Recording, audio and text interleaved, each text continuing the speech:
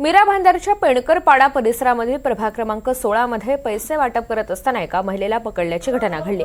शिवसेनेकडून पैसे वाटप सुरू असल्याचा आरोप भाजपने केला। संबंधित महिलेकडून पैशांची पाकिटे जप्त करण्यात आली आहेत।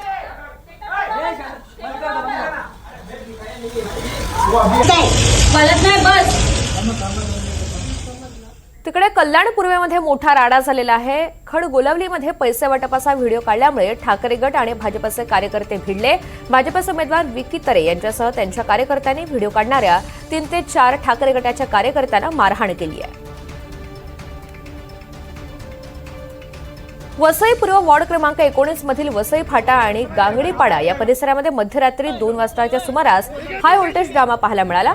बहुजन विकास आघाडी आणि मनसेच्या कार्यकर्त्यांनी भाजप शिवसेना युतीच्या कार्यकर्त्यांना पैसे वाटप करताना पिशव्यांसह पकडल्याचा दावा केला जातोय। याचे व्हिडिओ सध्या सोशल मीडियात व्हायरल होत आहेत।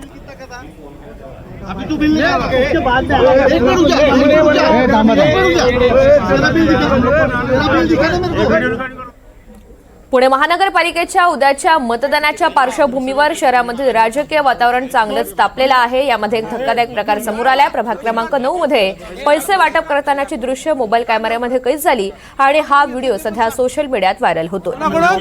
पैसे आले 20,000 रुपये।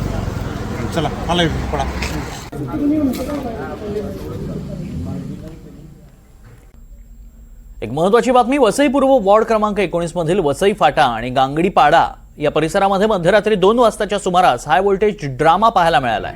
बहुजन विकास आघाडी आणि मनसेच्या कार्यकर्त्यांनी भाजप शिवसेना युतीच्या कार्यकर्त्यांना पैसे वाटप करताना पिशव्यांसह पकडल्याचा दावा केलाय। याचे व्हिडिओ सोशल मीडियावर व्हायरल झालेत। यावेळी पोलिसांना माहिती देऊन सुद्धा पोलीस मुद्दाम घटनास्थळी उशिरा पोहोचल्याचा आरोप करत कार्यकर्त्यांनी हुज्जत घातली। मात्र पेल्हार पोलिसांनी या प्रकरणी रात्रीच्या वेळी कोणतीही रोकड हस्तगत झाली नसल्याचं स्पष्ट केलंय। त्यामुळे बहुजन विकास आघाडीच्या कार्यकर्त्यांनी पोलिसांच्या भूमिकेवरच संशय व्यक्त केलाय। आणि आता बातमी पुण्यातनं। पुणे महानगरपालिकेच्या उद्याच्या मतदानाच्या पार्श्वभूमीवर शहरातील राजकीय वातावरण तापलं असतानाच धक्कादायक प्रकार समोर आलाय। प्रभाग क्रमांक 9 मध्ये पैसे वाटप करतानाची दृश्य मोबाईल कॅमेऱ्यात चित्रित झाली आहेत। ती सध्या सोशल मीडियावर वेगानं व्हायरल होत आहेत। या व्हायरल व्हिडिओमध्ये मतदारांना पैसे वाटताना एका व्यक्तीला रंगेहात पकडण्यात आलाय। स्थानिक नागरिकांनी या व्यक्तीला पकडून त्याची चौकशी केली असता तो राष्ट्रवादी काँग्रेसचे उमेदवार अमोल बालवडकर यांच्यासाठी पैसे वाटप असल्याचा आरोप केला जातोय।